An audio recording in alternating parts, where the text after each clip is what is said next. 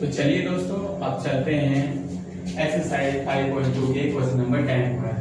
किसी एपी का 17वां पद उसके 10वें पद से 7 अधिक है। तो उन्होंने क्या बोली, ए 17 को कैसे लिखते हैं, ए 17 किसके बराबर है, ए 10, मतलब 10वें पद से कितना अधिक है, 7 अधिक है, यानी कि ये अब इसके बराबर है। ठीक है, तो उन्होंने हमसे क्या पूछा है, इसका सार अंतर ज्ञात कीजिए। तो सार अंतर क्या आता है, अगर आप इंट्रोडक्शन वीडियो देखकर आए हो तो आपको पता होगा कि सार अंतर किसे कहते हैं। सार अंतर होता है डी।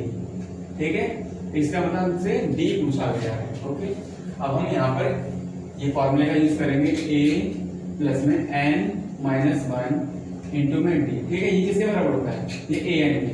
बट हम ए एन का नहीं है, जब कंपैरिजन की बात होती है ना, देखो हम ए एन नहीं लिखेंगे, हम लिखेंगे इसके लिए ए प्लस में n माइनस 1, ठीक है, इंटू में डी। अब कंपैरिजन की बात हो रही है तो यही चीज इसके बराबर है, क्योंकि इन्होंने हमें पहले बोल दिया ए 17 किसके बराबर है, ए 10वें पद से 7 अधिक है। ठीक है, 10वें पद से 7 अधिक है, यानी कि ये और ये चीजें बैलेंस हो चुके हैं, बराबर है, ये इसके बराबर है। तो अब ये फॉर्मूला भी इसके बराबर होगा, ए प्लस में n माइनस 1 इंटू में डी। ठीक है, ओके। अब इस तरफ हमारे लेफ्ट हैंड साइड में n की वैल्यू हम 17 पुट करेंगे और राइट हैंड साइड में n की वैल्यू हम 10 पुट करेंगे। ओके, a नहीं मालूम है तो ये उतार देंगे, n की वैल्यू क्या पुट करेंगे, 17 माइनस 1 इंटू में d। a प्लस n की वैल्यू क्या पुट करेंगे, 10 माइनस 1 इंटू में d। ओके, और ये चीज यहाँ पर इस तरफ 7 प्लस है ना, उसको साथ में लेते हुए चलेंगे। ओके, यहाँ पर भी प्लस है तो लेते हुए चलो। ठीक है, ए 17 में से एक है, ये हो जाएगा 16 डी।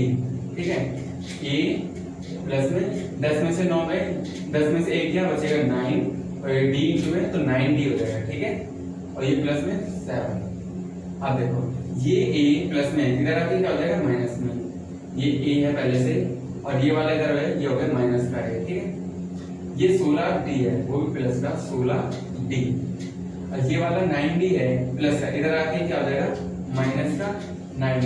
अभी हम इस तरफ क्या चीज आ चुके हैं, a को भी इधर ले आए, 9d को भी ले आए, अब यहाँ क्या बच गया बराबर में, इस तरफ 7 बच गया सर। ठीक है, तो ये देखो ये माइनस का है, ये प्लस का है, ये कट जाएगा। ठीक है, अब देखो 16d में से 9d गए, घटा दिए, 16 में से 9 गए, कितने बच गए, ये बच जाएंगे आपके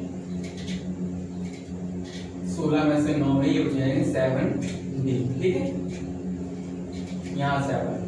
अब हमें 7d की वैल्यू निकालनी है, और ये देखो 7d के साथ क्या हो रहा है, मल्टीप्लाई। ओके, तो उस तरफ भेज देंगे, क्या हो जाएगा डिवाइड, 7 में 7, 7 में 7, तो d की वैल्यू कितनी आ गई, 1।